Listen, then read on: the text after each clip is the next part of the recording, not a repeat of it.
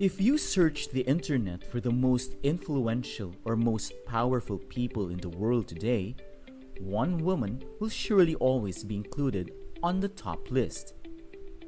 Nope, it's not the Scarlet Witch. Definitely not Black Widow either.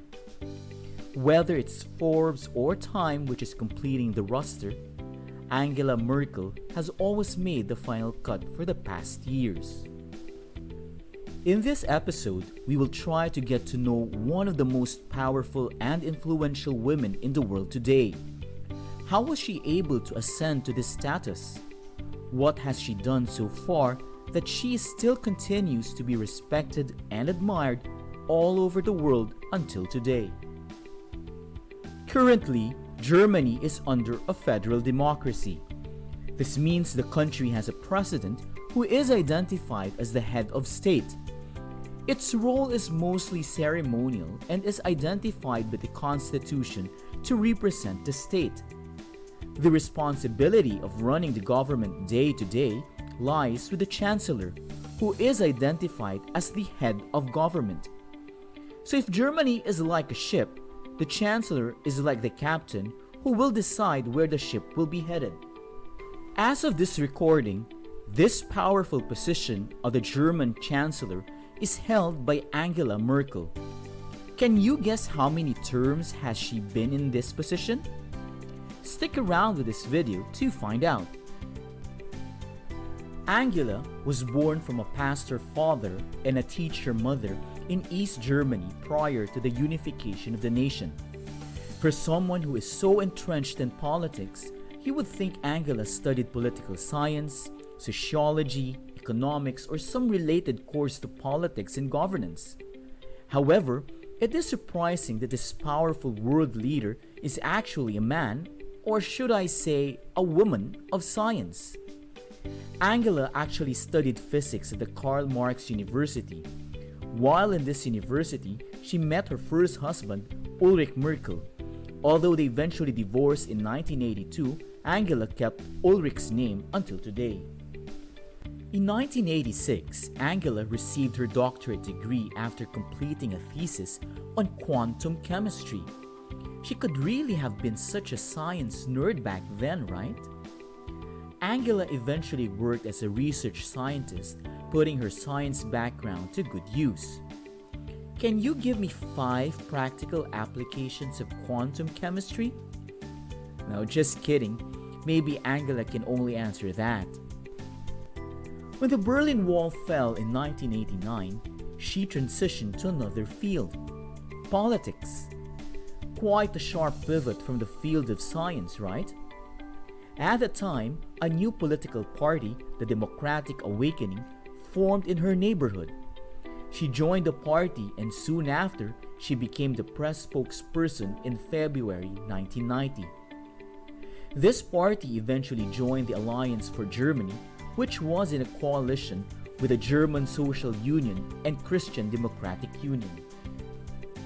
When the first election post the reunification of Germany was held in December 1990, Angela won a seat in the Bundestag. Think of this like having a seat in the German parliament. Helmut Kohl, the chancellor at that time, appointed Angela as a minister for women and youth. Angela's choice was lauded by the public. She was a young politician, she was female, and she was originally from East Germany. Angela ticked all the boxes that the public eventually nicknamed her Kohl's Girl. That didn't sound right. By 1994, Angela proved to be a competent politician and was again appointed to Kohl's cabinet, this time as the Minister of the Environment. Kohl and Angela's relationship had a crack towards the end of 1999. Kohl and Angela's party, the Christian Democratic Union, got entangled in a financial scandal. Chancellor Kohl was accused of accepting and using illegal campaign contributions. Since Angela was seen by many as Kohl's protégé, people loyal to Kohl were upset when Angela wrote an open letter that was published urging her party mates to move on and create a fresh start without Kohl. This, however, increased Angela's visibility and popularity in the public eye. Later on, Angela ascended the ranks in her party and was elected head. She became the first woman and the first non-Catholic to take the helm of the ruling party. By 2005, Angela broke the glass ceiling in German politics by becoming the first woman chancellor. Her leadership seemed to be appreciated by the German people as she is already on her fourth straight term as chancellor. As the head of government of Germany, Angela defined what woman empowerment was. She has appointed 6 women in her cabinet and has surrounded her with women advisors.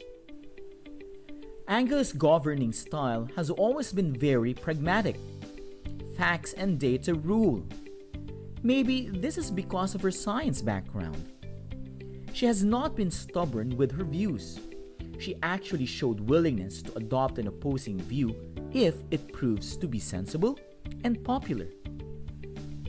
Even after 2 decades in the position, Angela has not drowned in power. She does not own private yachts or mansions. In fact, she and her second husband still live in the same apartment that they have lived in for years. Angela would prefer not to be in the limelight, which is quite difficult to do, especially if you are regarded as one of the most famous people in the world. Fortunately, the German people has granted her desire to also have a private life outside politics. But as Spider-Man would put it, with great power comes great responsibility.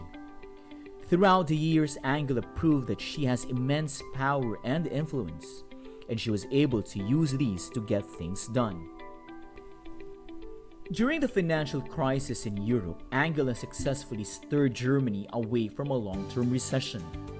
She placed the government in between the workers and businesses and offered a solution that proved to be beneficial for both parties.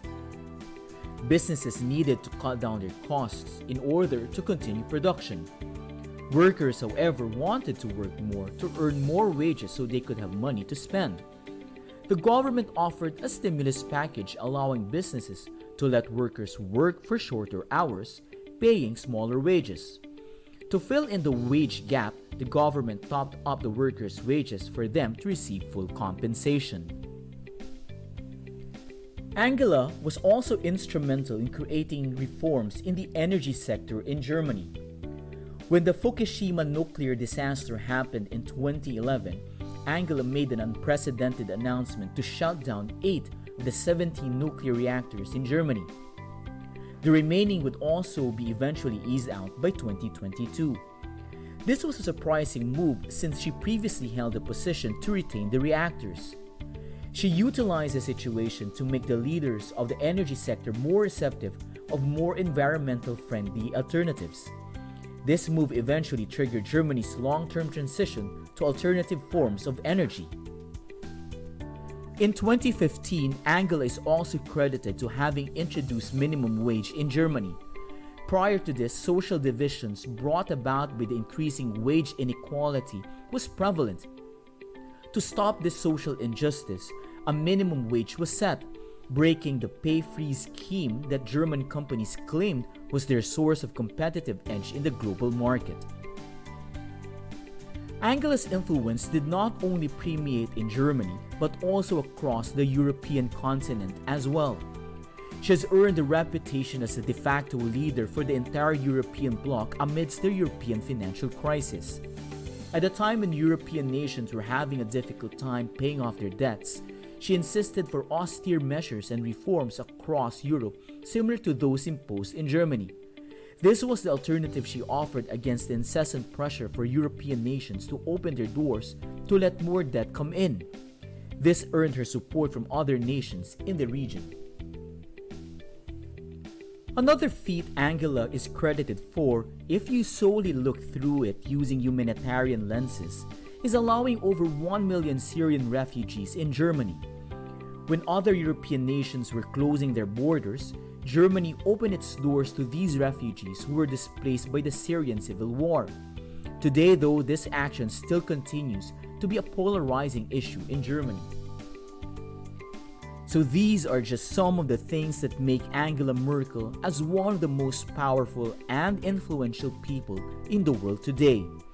And as she has already announced that she will no longer seek another term as German Chancellor in 2021, the world will await if there will still be more feats she can achieve without her position.